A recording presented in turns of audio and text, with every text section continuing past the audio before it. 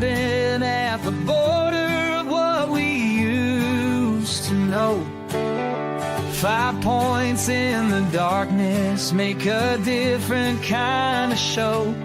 They say we're better together, but what do they know when the stars align differently down here below? And maybe we'll rise when we cut all the ties. There's a flag that we fly under our own sky.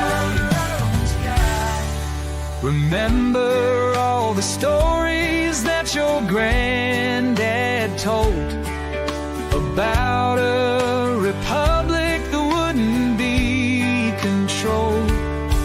Now the suits in the city say we've all been sold, but there's a fire burning that just won't get old. And maybe we'll rise when we cut all the ties. There's a flag that we fly under our own sky.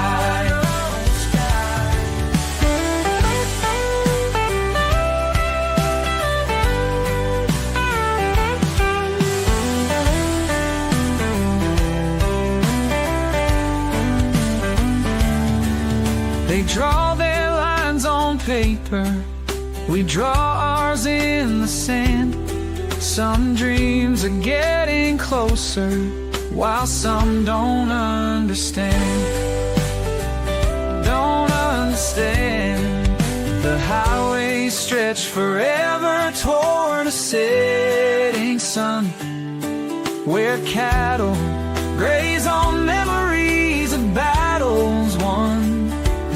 They say unity's the answer, but maybe we're done with playing by the rules of the chosen one. Oh, maybe we'll rise when we cut all the ties. There's a flag that we fly under our own sky.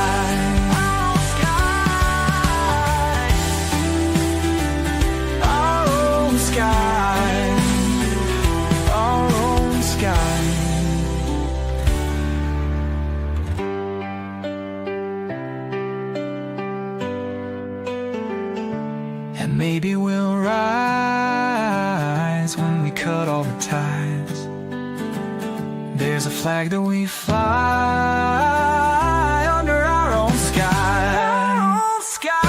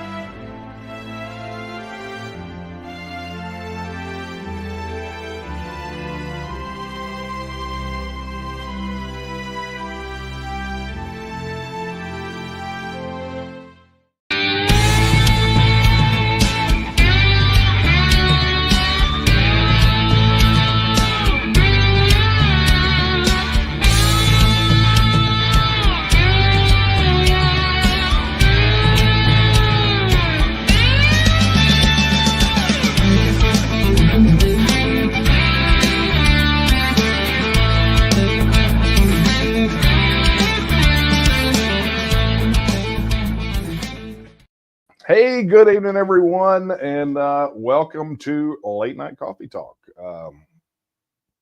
Just poured this cup of coffee, and looks like we're going to have a one heck of I always hesitate to call this a show because it's not a show. It's just me and coffee, a camera, and you and your questions and all that cool stuff. So, episode maybe is the right word. I seem to remember a few years ago I had this very same struggle with what to call these things. But anyway, that being said, let's get down to brass tacks because we got a lot of questions tonight and a lot more coming in. So let's get the housekeeping out of the way, right? For those of you joining us for the first time, I'm Daniel Miller, president of the Texas Nationalist Movement, and this is Late Night Coffee Talk. This is that time in the middle of the week where once a week I pour a cup of coffee, sit down, fire up the camera and the microphone, and answer your questions. And they cover the gamut, right? Whether it's TEXIT or the TNM or Texas politics, or as you will see by some of the submitted questions tonight, pretty much anything that you want to ask. This is not a lifestyle podcast, right? I'm not your life coach. But you can ask me some things within bounds. So here's how you do that. If you're watching on YouTube, be sure to like and subscribe and hit the notification bell and drop your questions in the chat. And as always on YouTube, Super Chat is available. So if you want to help promote our work and help keep this going, be sure to drop us a Super Chat. It's like a donation to the TNM, and we really do appreciate it. It helps us spread the word, and we need all the help we can get. Additionally, if you're watching on Facebook, be sure to like and share, and you can drop your questions in the comments, and they all aggregate over here, just like the YouTube chat does. If you're watching us on X, be sure to do all the things. Be sure to heart the thing, which is a like. A repost, which used to be called a retweet, which is weird. And on X, if you're watching us there, you can drop your questions in the chat. For all three of those, all of those questions and comments aggregate to a little spot over here where Kara is on the other side of that wall. She's going through making sure that the questions don't get missed. So be sure to drop your questions in there. And then tonight, we are trying something brand new by request.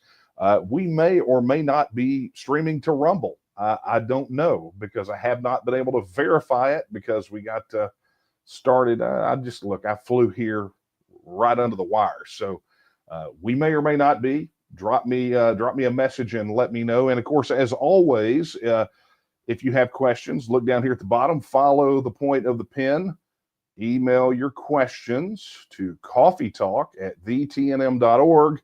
And we have it open. And, I try to bounce back and forth between them. We've got some pre-submitted questions you guys sent in when the email went out today or when you saw this post on TNM Social. So I've got those, and we'll be working through those. Plus what you guys have already got in chat. And, wow, there seems to be quite a few tonight. So I'm quite excited. So let's kick off. All right. Tell you what, let's go to email first. Okay, here's this one. I'm interested in finding out if the TNM has a transition plan that will be implemented once Texas is a free nation. A plan to establish the principles of true liberty. Will unjust laws, code, statutes, etc. be removed from existence? How will the government be funded? Impose taxation? Will property taxes be abolished? There's more, but I want to get the conversation started, and that question is from Alejandro. Alejandro, thank you very much for your question.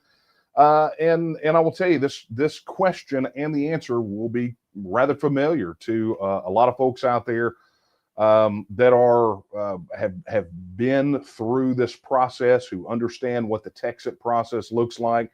And so, I'll touch the tops of the waves, but I'm definitely, for any of you who are sharing the same kind of question, I'm going to tell you where you can go to find out. Now, I talk about this in the book, TEXIT, Why and How Texas Will Leave the Union. But it's really kind of everywhere, right? We have a actual course on TNM Social that you can access if you're a registered supporter, that goes through really what the Texas Independence Referendum Act is. For those of you that are members of the TNM, you have access to the entire video from the TEXIT Blueprint webinar or seminar that we did live, both in Greenville and in Lufkin. It's all up there now for members to access. So I talk about this, and the important thing to understand is that all of your questions really can be grouped into, as part of the process, the post-referendum process. Okay, so you've got some issues here that are touched on by a transition process.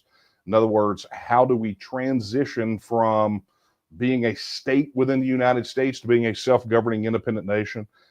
And oddly enough, this actually tracks with another question that came in that I'm going to get down to here in a minute. But so you've got a bundle there, and then you've got these post-Texit questions. In other words, when Texas gains its independence, in other words, when we are politically, culturally, and economically independent, when we have severed those ties and now stand as a nation among nations, what sort of policy will Texans set? Okay. And really and truly, the transitional issues, the transition is really where we are status quo to being fully independent. What is going to happen to all these various agencies, policies, regulations, et cetera, that we're dealing with from the federal side, and how do we stabilize that transition? That really and truly, yes, we have plans for those. As a matter of fact, part of the work that I have been doing over the last 6 to 7 months is going through detailed policy analysis to look at where we've got to fill in statutorily, constitutionally. Again, many of you will remember there are 4 things that we have to contend with after the Texas vote: constitutional issues, statutory issues, international covenants, treaties, and agreements, and finally the negotiated issues. And I have been really kind of deep diving into all of that, dealing with subject matter experts, looking at more government reports than I can possibly, look, I gain no joy from it. Let's just be honest, okay? So there is that aspect of it, and the transitional plan is there. It's, working out those details and having that ready for the legislature and the committee, the transition committee that's formed after a successful referendum vote. But the other part is really, to your question, the other part that you're talking about is really about where the people of Texas want their government to go. And it's important for us to look at it that way, because as I detailed in the TEXIT book, there's articles on the TNM news site. We've got it on the TEXIT FAQ section on the website. If you go to texitnow.org, you can access those. So all the information is available, but there is a real strategic reason why you don't deal with those issues ahead of time. And there are going to be people out there that are going to raise holy hell about what I'm about to say. But understand, if you've spent your life studying successful independence movements, like someone who happens to be sitting in front of this camera right here, then you'll understand exactly what I'm saying is correct. If you start dealing with post-independence policies before you have a successful referendum vote, it is a recipe for losing the referendum vote. And I use as the poster child for this, the most recent example is Scotland. I've talked about this a lot, and so some of you are probably rolling your eyes that you're going to hear it again, but tough. Alejandro deserves an answer to his question. The Scottish independence referendum was effectively sabotaged, unintentionally, I believe, by the Scottish National Party-led, the SNP-led government in Scotland, when they succumbed to the pressure from the Project Fear opposition camp, where they said, what about this? What about that? What about, and started going through this entire list of things. They fell under that sort of pressure to line out post-independence policy.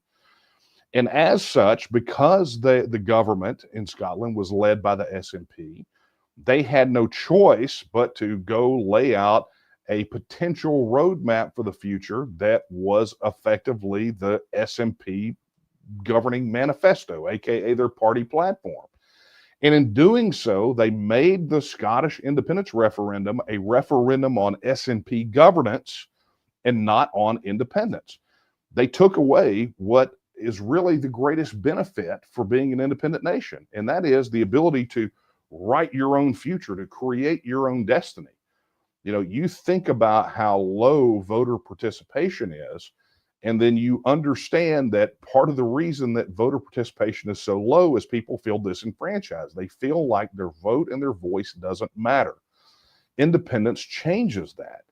And so when you start talking about this, you know, is there a plan to establish the principles of true liberty? You know, will property taxes be abolished? I mean, you can make some projections about where Texans are in their mindset, but at the end of the day, if you make concrete pronouncements about this, then you make the referendum about those policy issues and not about the opportunity that independence brings. And so, you know, I will tell you, I don't know what the people of Texas are going to do. I can guess, right? But remember, that's all it is a guess.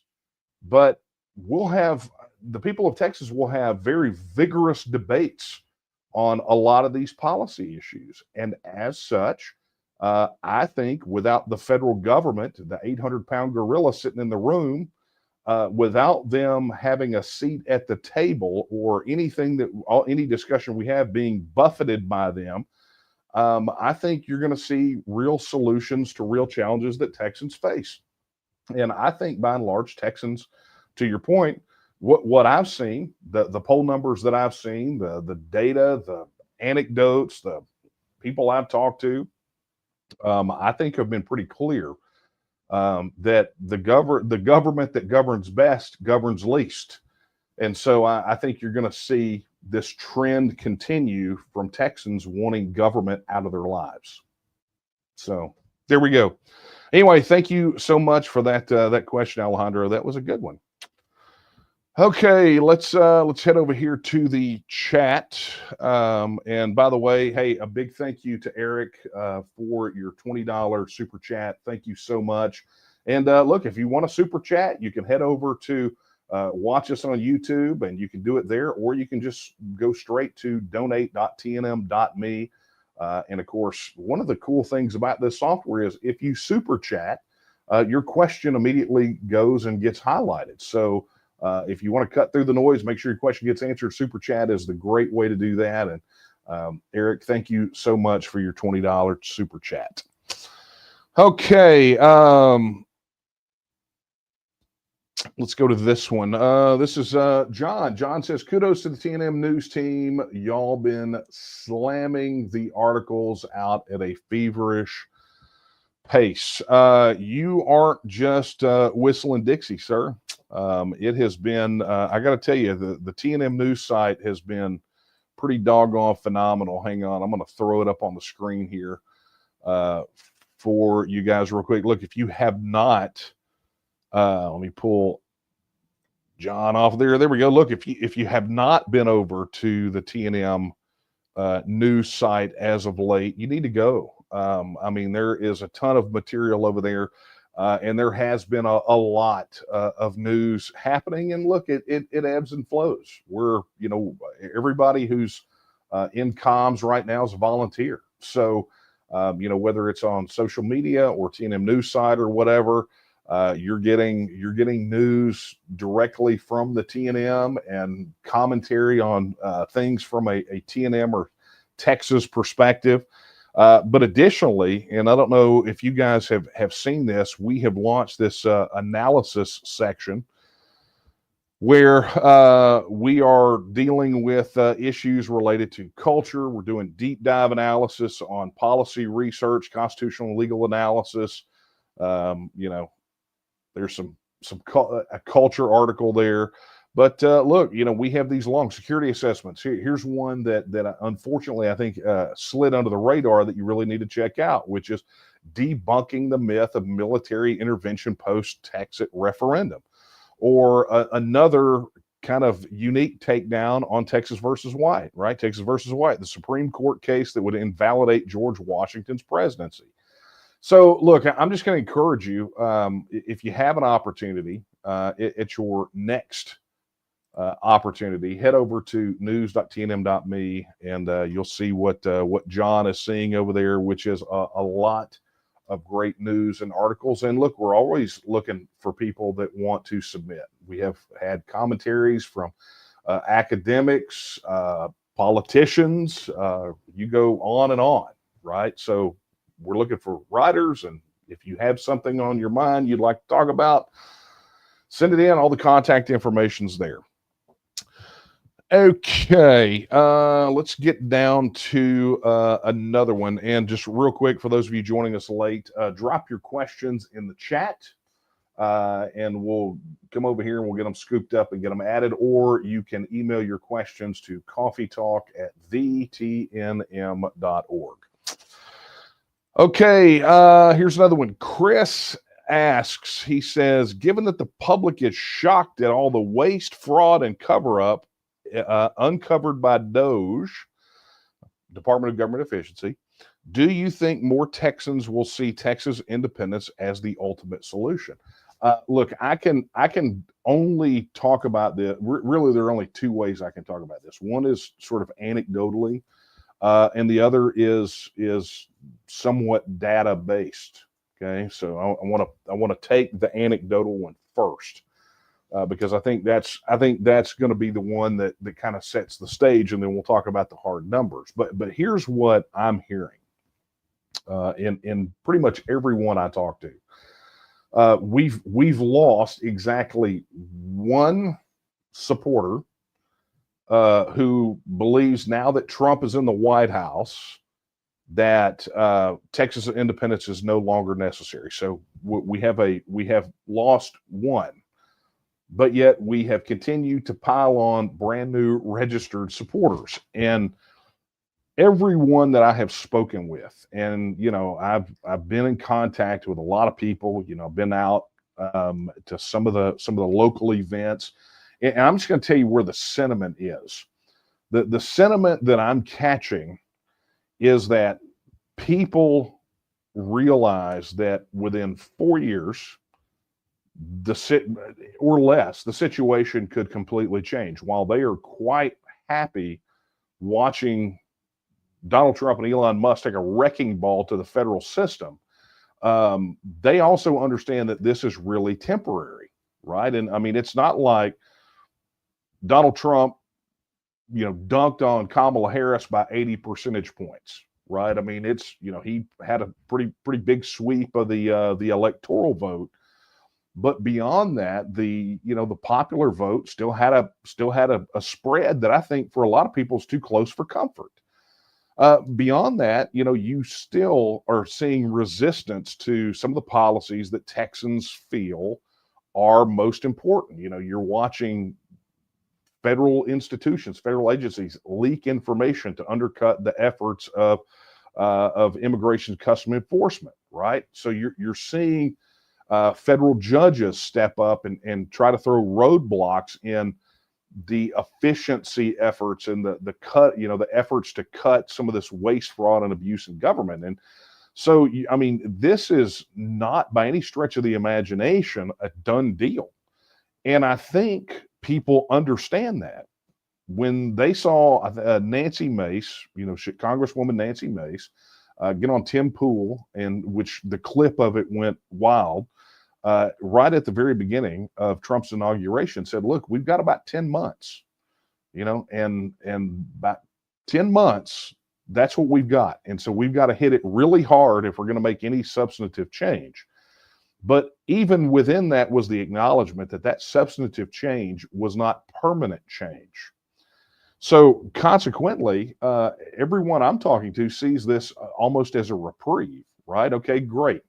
We bought ourselves another 10, 12, 18 months, whatever it is, to get more prepared to see, to make Texas as close to independence as we possibly can.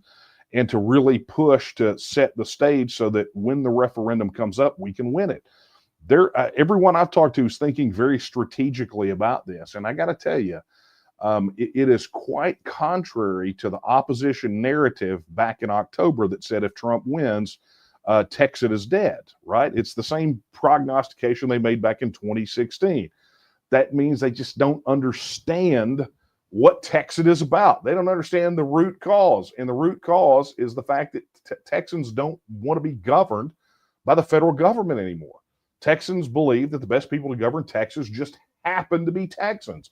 And so consequently, the people that I have talked to are essentially looking at it and saying, okay, here's the deal. We're going to work our butts off. We get it. We did not work hard enough in the run up to November, and it could have been calamitous, but now we get it. And, thank you, Lord above, for the reprieve in the breathing room. Now we got to get to work. And the steel that I have seen in the eyes of Texas supporters to, do things like organize their counties or volunteer for roles within the organization or go out and connect with voters. They are more committed now than they have ever been. And so let me get down to the data point, right? So in the aforementioned Texas, the TNM news site, one of the articles that popped, I think it was today, was about this survey that came out of the University of Houston. And it's those guys, the Hobby School of Public Affairs, they do a lot of polling. I think, I'm not going to get into it. They can tout themselves, but what I think was pretty shocking for a lot of people, you got to take all this polling with a grain of salt, was that you had 19% of the people of Texas trust the federal government to do the right thing most of the time. 19%. Okay. That's about as big a vote of no confidence as you could possibly get. And then one of the other stats, and I think it was like 61%, believe that the United States is on the wrong track, that the federal government is going the wrong direction. And so, we'll see how those numbers bear out, but we're not seeing any weakening in those numbers. In fact, those numbers seem pretty doggone strong. So what you have on one hand is you have an electorate that elected Donald Trump to take a wrecking ball to the federal system, but yet you still have, 81% of Texans that say they don't trust the federal government. Big shocker there. We never have.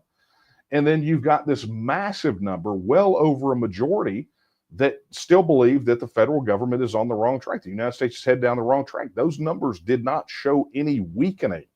And in fact, I think that Texans in their minds, essentially are still looking at this. Hey, we're enjoying the Schadenfreude of seeing the misery that the federal bureaucrats are experiencing right now. But at the end of the day, we've already got one foot out the door.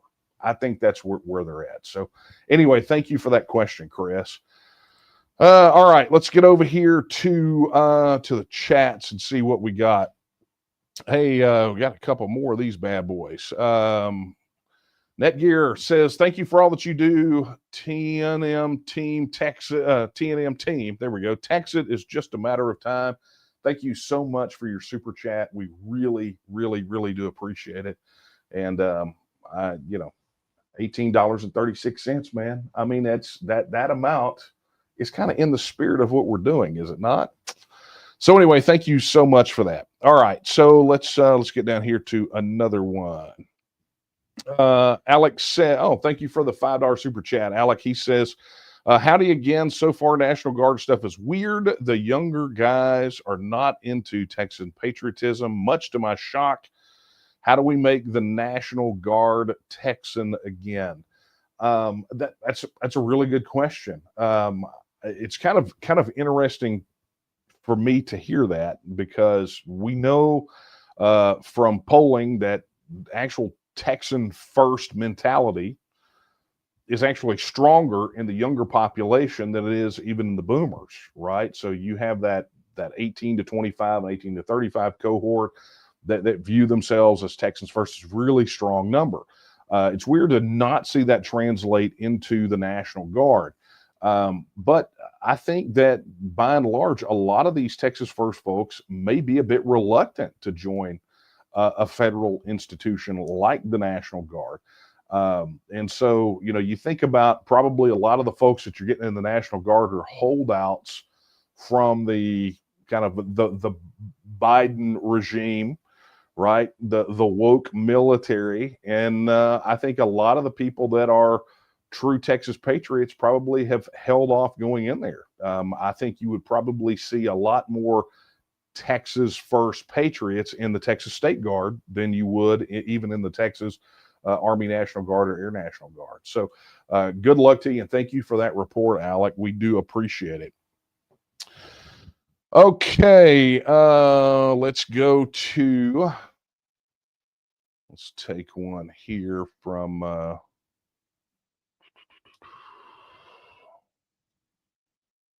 want to make sure I'm getting all these. I did something so we would not have so many pauses this week. I've got some of them that we collated together and printed out. So I've got some of them here, but I'm just checking for any of those that came in before we did the printout. This is interesting. This is one that came in. Here we go. Drew asks, he says, we've seen some scaling back of the federal government lately. Assuming that Texas achieves its independence, which division/branches/departments would be most beneficial?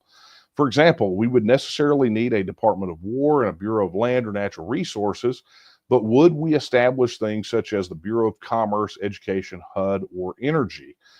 Maybe you can overview what's already in the Texas Constitution or what was established back in 1836.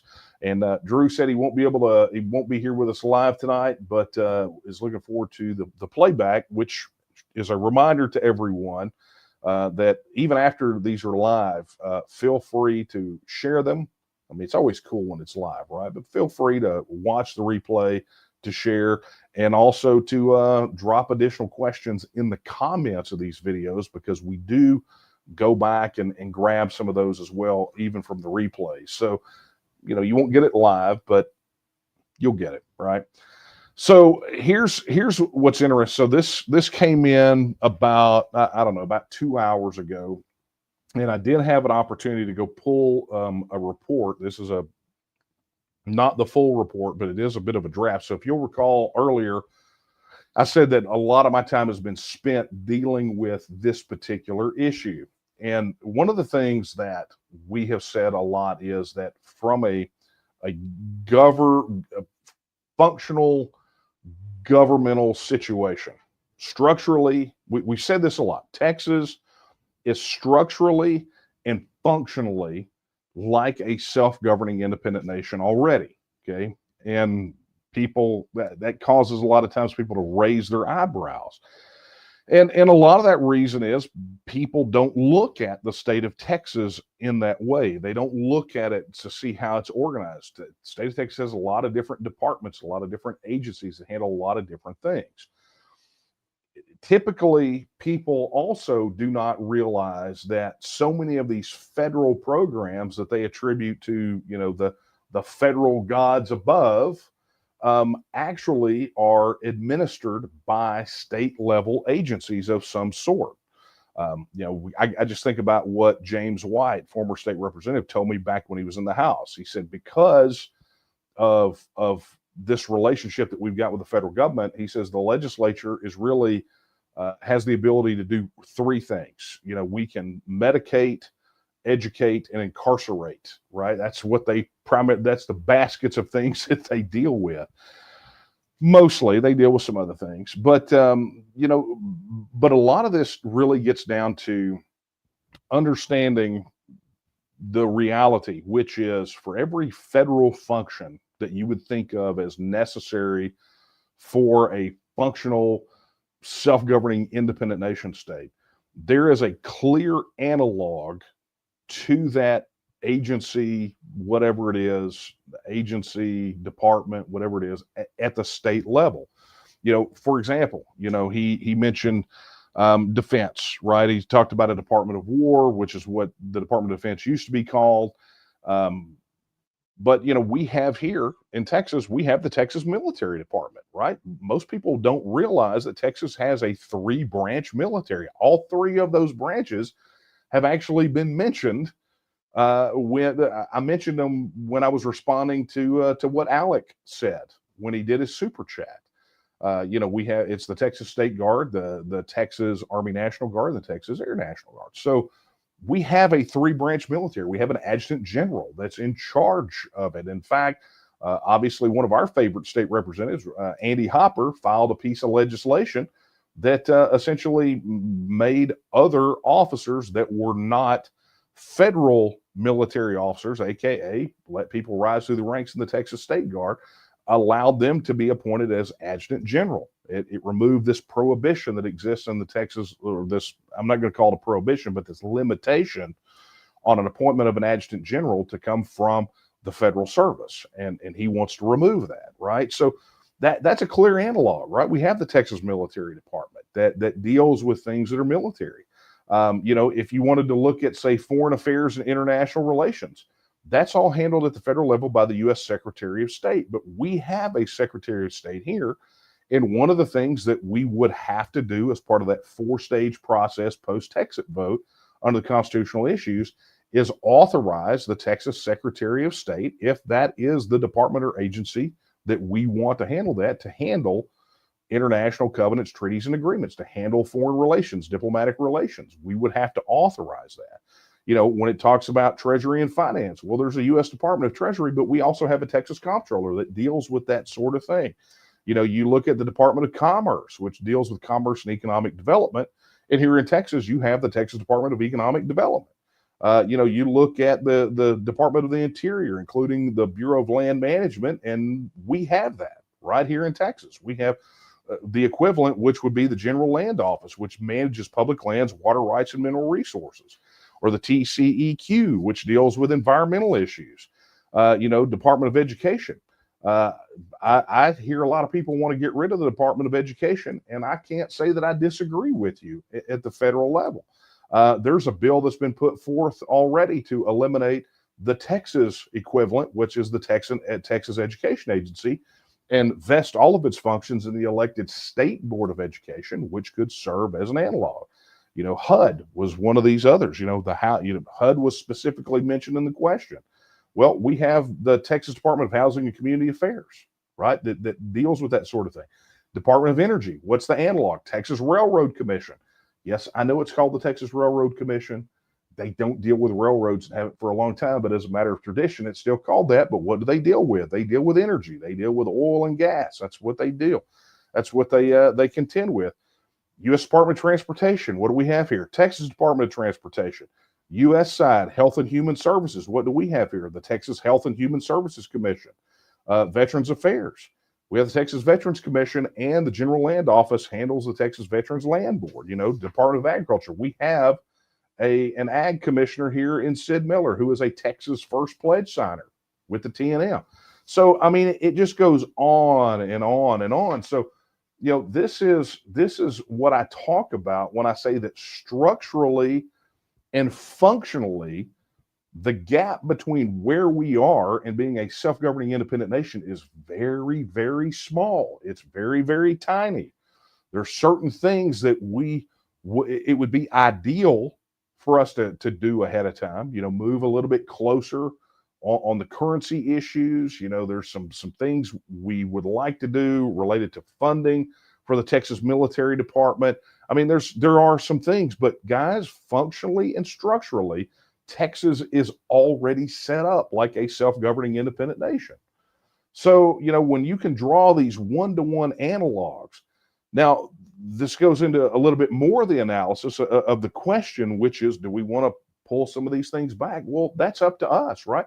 The fact they already exist means that when we gain our independence in that push toward becoming independent, we have the ability to retool these, scale them down, scale them up in a way that makes sense for us. Right now, we don't have that ability at the federal level. We've got to wait for the president to bring in a tech billionaire to come in and go, guys, this is what you need to do, slice and dice. Which kind of reminds me, Isn't it amazing that you had to have this third party come in and really just start kicking over all the rocks, and all of a sudden, all these congressmen are gathering up like these guys are the second coming of the slice and dice, right? I mean, they come in there, these congressmen are acting like they're Freddy Krueger with knives on each finger. We're going to come in, we're going to set up a Doge caucus, and we're going to rail against the debt, and we're going to go through we're going to set up this commission, this task force on transparency. And it's like, wait a minute, you jokers have had the power to do this. This whole time, you've had the power to do this. And it's just now that you're deciding that this is what you're going to do, right? It's just now. Guys, don't believe anything the federal Congress tells you about their willingness to reform or repeal, because they were just like the other hogs with their snouts in the trough. That's how these guys go to Congress. What is the old adage? They rode into town on a Greyhound and they're riding out of town in a Cadillac, right? There's a reason for that, and that's because they had their snouts in the trough too. So don't listen to them when they talk about reform and repeal and transparency, and we're going to cut this and we got to address the debt, because it is all pillow talk. Every single word of it. Take that to the bank. Okay, let's get down to another question that came out of email. Anyway, hey Drew, thank you so much for your question. Let's get over here into the chat, and let's make sure we've got everybody squared away here. Ooh, man, you guys are really pounding it tonight. Oh man, these are good. Okay.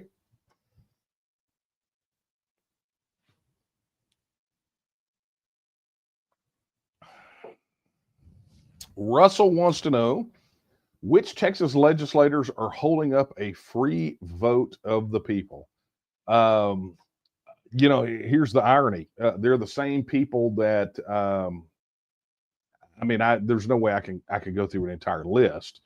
But the fact of the matter is that unless you have a legislator that has signed the Texas First Pledge or has publicly come out and said, I support the right of the people of Texas to vote on this issue, then you can almost assume that they're against it. That's kind of where we are. Now, that's not the case for all of them. There are a lot of neutral ones, but understand that with the bill having been filed the last two sessions and it filed again this session, right? What you're dealing with those last two sessions is obstruction, and we've done a phenomenal job at transparency on this particular issue. When we have people that are in Texas government that are very clearly taking overt public actions to keep this bill from advancing, to prevent you from having a real referendum on this issue, we call them out. And if you go to the aforementioned TNM news site, you're going to find articles about those guys over and over and over. And I got to tell you, the anti-Texiteers took a bit of a pasting during the primaries, right? But the people are still there, some of them, and unfortunately, they have gravitated toward and been given leadership in the Texas House. Now, we don't talk a lot about the Senate, but there are, I think, and this is just me, I think the Senate should be the easiest place for this bill to be filed, heard, and passed. It should be, but it is not.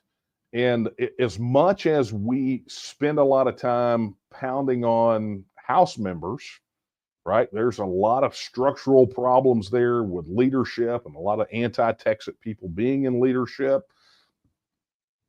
I think that we have almost a similar problem on the Senate side, and I think that they should not get a pass. think a lot of us get wrapped up in what's happening in the House, and it's easy to do because it looks like a cross between a clown college and a frat house. But I don't think we should give the guys in the Senate a free pass. Now, we're going to help you guys work both of them, right? Bill's going to get filed. We're going to help you work all those things, connecting with your rep, connecting with your senator, doing all those things. We've provided a phenomenal portal for you guys to be able to track that. Hang on, I'm going to even throw it on the screen for you. Let's do this one. There we go. Russell, I'm pulling you out real quick.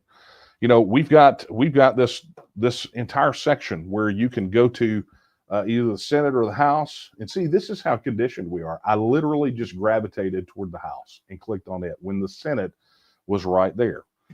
But we have this entire portal where you can go in and you can view the House members. You can get information about them. You can get their social media handles. You can record your interactions and help us track. But these things all exist. Here is the full directory of them. Here's one of the good guys, our Texas First Pledge signer, which I don't know why it says he's neutral, because we're going to have to mark that as something different. But look, their phone numbers, what their desk numbers are, what their office numbers are. We have this all here for each of you, so you can report your interactions. And of course, you have to be logged in to do that, which means you have to be a registered supporter of the TNM. But this is the tools that we make available. So to your point, Russell, who are holding it up? I mean, I think there's a lot. I think there's a big cast of characters. We got a lot of great people in the Texas legislature right now, but we've got some people that have some power that are preventing the people from having a vote on this issue. And in an ideal world, the bill would be filed. It would be assigned to committee. It would be given an immediate hearing where you would have an opportunity to go testify, and it would make it through make it out of the committee process and go through all the way to the floor for a floor vote. They get kicked over to the Senate and go through that same process. Or in an ideal world, you would have someone in the House and someone in the Senate file the bill, and they would be working their way through at the same time. But I got to tell you, this is why I say I don't think the Senate should get a free pass. I think the Senate really needs to double down on this. And I will tell you, Texans are getting increasingly sick and tired of excuses by these electeds for why they shouldn't have a vote on this issue. And that will bear out in the primaries. It happened in this last one, and it's going to happen again.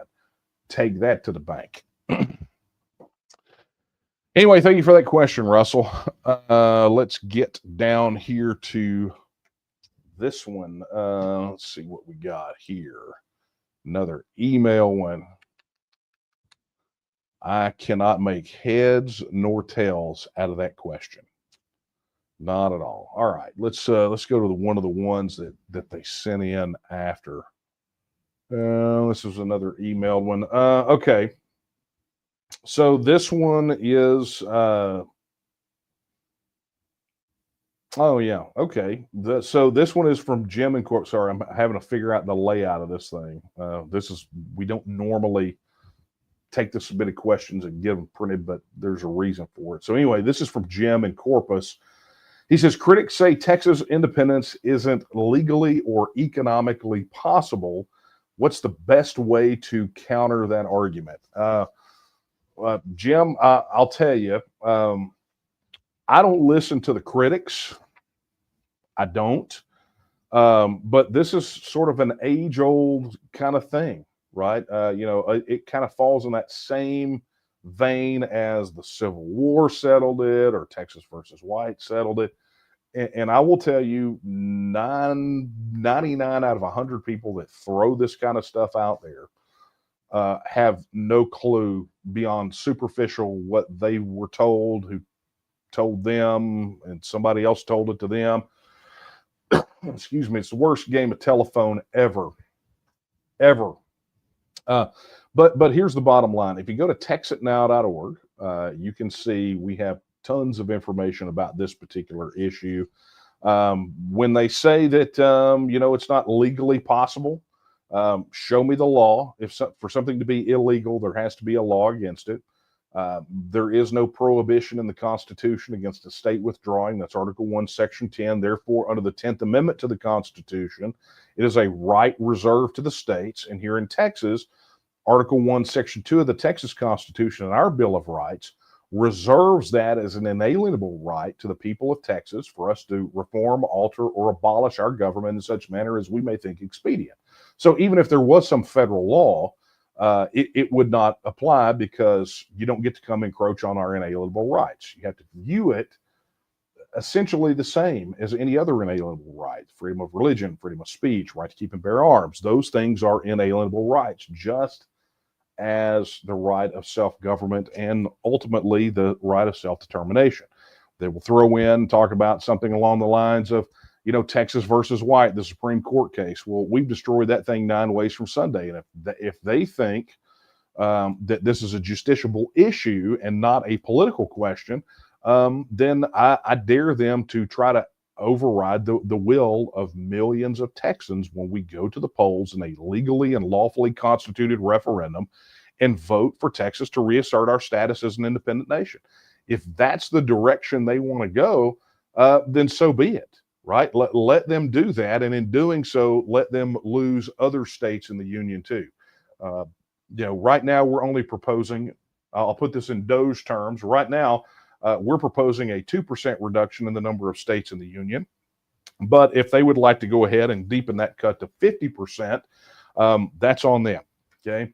To your point, though, about how do you respond to the critics on the economic possibilities of it, generally that revolves around two issues. Number one is the size of the Texas economy, our ability to fund a government, and then the other is about frankly what the United States federal government might do, right? And there is this misnomer that Texas does not provide enough revenue or cannot provide enough revenue to fund a government of a self-governing independent nation state, which we know that that's hogwash. We are the 8th largest economy in the world, and we also know that we overpay anywhere from $103 to $160 billion annually into the federal system, which that's money that comes out of my pocket and your pocket, goes to Washington, D.C., and never comes back here in any shape, form, or fashion. Instead, it gets redistributed, as we're finding out now through these transparency efforts of Doge. You're getting it for transgender studies in Pakistan, or more importantly, and to the article that I think is the featured article on a TNM News website right now, it's going into media institutions that are writing articles and creating propaganda telling you these critiques that Texas can't legally or economically be independent. So we're funding our opposition with our taxpayer dollars, and that has I think should elicit a whole other line of thought and discussion from a lot of you out there. But that being said, to your question, what do you respond to them? I would say to you, you don't respond to them, and a lot of that is because of where we are in the process. I mean, you got to understand, I threw the numbers out there earlier. 61% of Texans believe that the United States is on the wrong track. 19% have some trust. So 81% don't trust the federal government at all. We know from the Survey USA poll 2 years ago that you've got somewhere in the neighborhood of 60 to 65% of Texans who are ready to see Texas become a self-governing independent nation. I would suggest that rather than spending time responding to the critics, that time would be better spent working with us to connect with those people who are already on board the TEXIT train. They just don't know they got the ticket, right? They're ready to go. They are supporters of Texas independence already. They understand the idea of the constitutionality or the legality of it. They understand that they're done. They don't care, right? They've already gotten the information they need, or they just frankly don't care. They're just wanting to see it happen. Those are the people we need to connect with. Every minute you spend debating with a fool that has, and I'm not talking about people who sincerely have questions, right? There are people that are brand new to this that have these questions. I'm talking about critics. Okay, there's a big difference between a neophyte and a critic. And a neophyte is somebody who just needs some more information, right, to make a decision. But a critic, these critics, they're going to be the people that what they want to do is they want to justify themselves. They want to create a sense of self-importance, and they feel like they get that self-importance from taking a crap on people who want to build a future for Texas that doesn't involve the federal government. And so, I say tell those people to kick rocks. I don't have, and this is just me personally, this may not be for everyone. I just don't have the time. I don't have the time to deal with critics that just don't know. I mean, they couldn't find their butt with both hands tied behind their back. They just want to pontificate. And it's worse. It's absolutely the worst on social media because it really costs them nothing. They get to hide behind some fake name, some fake picture. They get to, the effort that it takes for them to keyboard commando out a sentence and send a lot of our people into a tizzy. They'll spend 15 seconds typing one sentence, and some of our people will go and spend an hour, dueling with these people on social media. It's like, wait a minute, in that 1 hour, think about how many other Texans you could have reached that are already there and connected them with a community and a movement that really needs to know, to really connect with them, to be able to hit them with the resources that they need to help advance this. You don't get anywhere. You don't get anywhere by having a slap fight with the critics. You don't. We know our stuff. We're confident in it. It's all available there. And they can like it or they can lump it. I don't frankly care. What I care about are the people out there who already believe that Texas should be independent, but don't know how to make it happen. Those are the people that are most important to us. So, Jim, thank you so much for that question. Okay, let's get down here to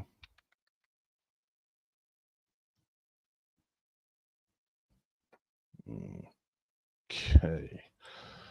Okay, I am not even going to try to pronounce your screen name. It says, what is your personal opinion on HR 25, the fair tax bill in the current Congress? That if you're talking about the U.S. Congress, my opinion is that the federal Congress shouldn't matter because Texas should be a self-governing independent nation, and we shouldn't have to worry about that at all. Let's be honest, federal taxation is a big motivation for a lot of people. Why they are sick and tired of the federal government. Their graduated income tax, which is straight out of the Communist Manifesto. The thumb on everybody where they make you self-report, your taxes, and you got to, go through all this crap and paperwork and all this nonsense. People are sick of it. Would Texans appreciate a bit of a fair tax? Something where it's just easy to do? Yeah, but still, why are we subsidizing our own subjugation? Why are we doing it? I want to live in a Texas where I don't have to worry about what Washington, D.C. is doing. And I already talked about my feeling in relation to these people in Congress. They don't have your best interest at heart. Yeah, there's some vocal rock stars there that say things, but let's be honest, it's not nearly enough. Not nearly enough. So anyway, thank you for your question. Oh, man, I'm almost out of time. How is this possible? Because this has been really good tonight. Okay, let's see if I can go lightning round. I need more coffee.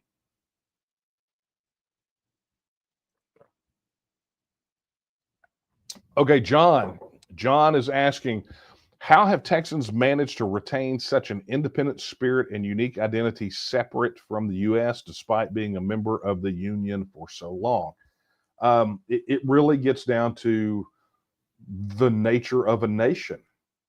I would tell you that Texans, by virtue of the Texas Revolution and our 9-year period as a republic, the spirit of independence and a feeling of separateness and nationhood it's just permeated. It's in the DNA, right? It just is.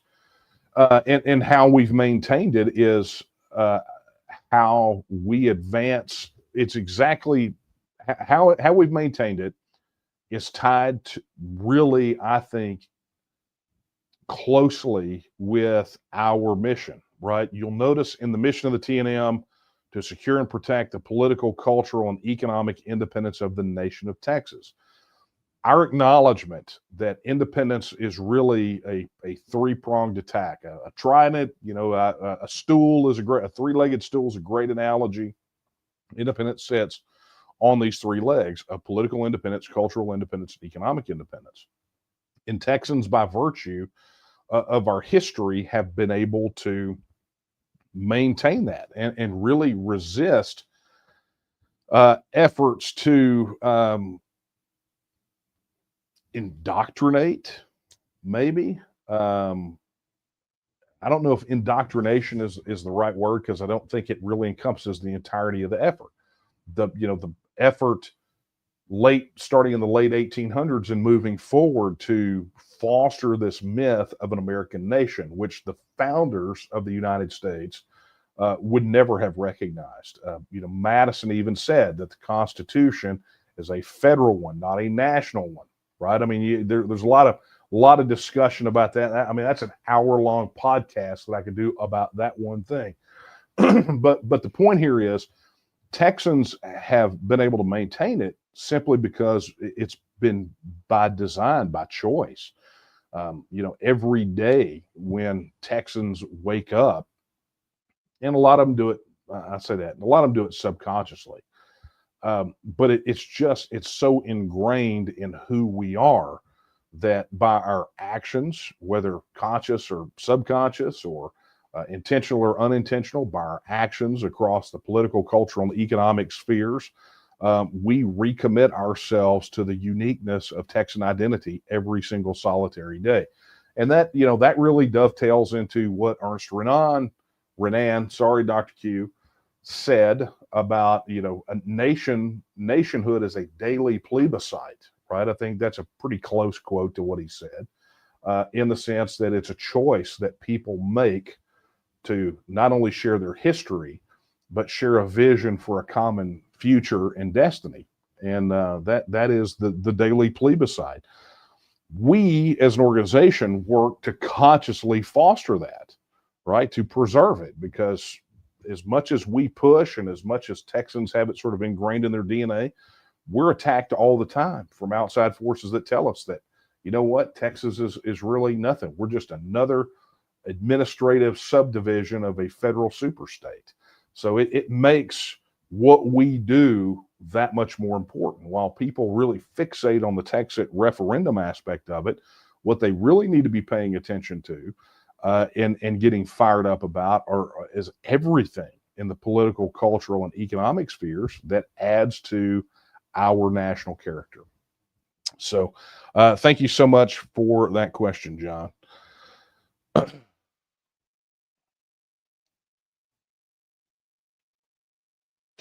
Okay. Okay, Donnie, I'm lightning rounding these. We're gonna have to go bonus. So Donnie says, if Abbott was to go to DC for whatever reason, who do you think would be the best person to become governor? That is a great question. I don't know. I don't know. I've actually been asked this recently on more than one occasion, because there has been some kind of backroom scuttlebutt going on that there's going to be a shuffle up at the Capitol. That maybe Abbott doesn't run again, maybe Patrick doesn't run again, or maybe Abbott doesn't run again and Patrick goes runs for governor. And so who would run for lieutenant governor? I mean, there are a lot of scenarios playing out, because there seems to be an abnormally large number of whispers going on where people are jockeying for position in relation to that office. And look, politicians are super transparent. Take what I said about the whispers tonight, and then go look at some of the social media accounts of some of these existing government officials, and I think you'll get a pretty good idea of who's already trying to jockey. Right? I've always said this: you can always tell when an incumbent is in trouble, or somebody's prepping for a run for a particular office by watching their social media. Incumbents that are in trouble will almost invariably start filling their social media feed with congratulations to fill in the blank little league team on your, on your 3-2 victory at whatever. I mean, things they would have never talked about before. Suddenly they're congratulating everybody for everything. Always a good sign. And then politicians are getting ready to run, start getting very vocal and very critical about a very specific politician before they get ready to announce their run. And I got to tell you, once I figured that out, I have not been wrong a single time about who was getting ready to run for what.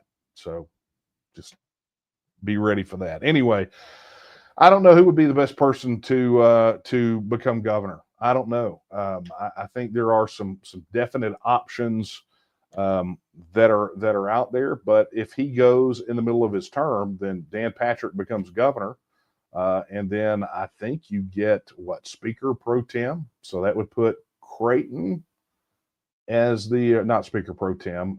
You get Senate. You get President pro tem of the Senate, if I remember right, and that would be Creighton. So that would be that as lieutenant governor. So that would be interesting. But it's good question. I don't have anybody that's the lead dog in that pack.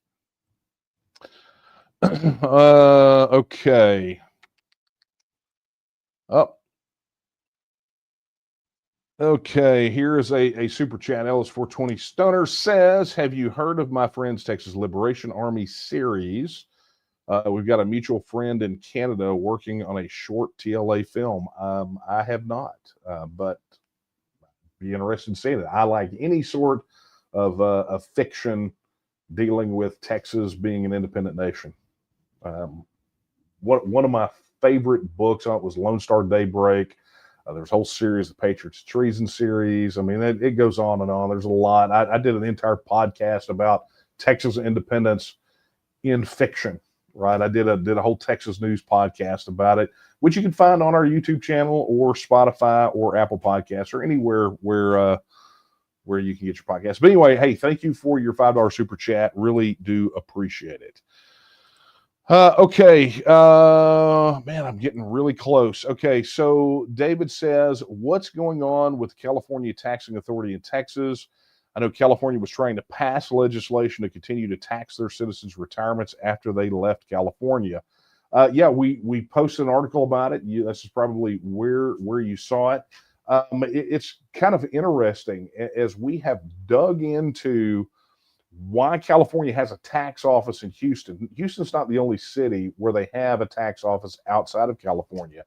But really getting down to the specifics about what they do and who they interact with has been a lot more difficult than you might imagine, which I would think that if what they were doing was even remotely what I would call above board, finding out exactly what they're doing and why they're doing it is would be pretty easy to figure out, right? But we've got some feelers out. We're trying to get down to the bottom. We've gotten sort of the platitudes, the normal kind of generic answers, but specifically we want to know why they have a tax office in Houston and why our legislators are not looking at this as an affront to Texas sovereignty as they should. So I really think that this is kind of a sneak heat for a story. We're not a news outlet, right? But I think this is because of its sovereignty implications. I think this is a bit of a sneak heat. I think this one is going to slow burn until it explodes. And I think Texans are going to be pretty outraged by what we find out about it. So anyway, David, thank you for that. And, just keep checking the TNM news site. We'll keep you posted about it. Okay. Well, my friends, speaking of, I mentioned the Texas News podcast a moment ago. I don't know if you guys have, as I get ready to wrap up, I don't know if you guys saw the most recent episode. I'm getting ready to record another interview the next couple of days for the next podcast episode, specifically, oddly enough, about California and the CalExit petition effort and we're gonna talk about some of the similarities. We're gonna have Marcus Ruiz Evans on, and we're gonna talk about just kind of the idea of why where CalExit is in its process, what their petition effort looks like, and we're going to talk about, obviously we're going to talk about where some of the common ground is, but I think it's important for you guys to watch this. But if you haven't watched the episode that we posted, look, I'm going to give you just a little bit of an excerpt. Right here it is. That process is vicious. It is a vicious process. And, and it happens in secret behind closed doors where Texans cannot see what is happening. Yeah. Well, Tony, before we tuck into the details, I mean, something you just said, and I think everyone needs to understand this. I mean, anyone who's listening or watching and you think, well, I'm not going to run for office, or, I'm not going to start a PAC, I'm just going to flat out ask you, I mean, if you were to estimate how many Texans have actually done something that by the letter of the rules would have required them to file something from the TEC, but have not. I mean, what kind of percentage do you think that looks like? 100% of politically engaged Texans. Now, look, if you're wondering what that's all about, this episode was entirely about exposing what's happening with the strangely mentioned Texas Ethics Commission. And if you don't know what it is or why in the world you should be concerned, you need to go back and you need to watch that episode.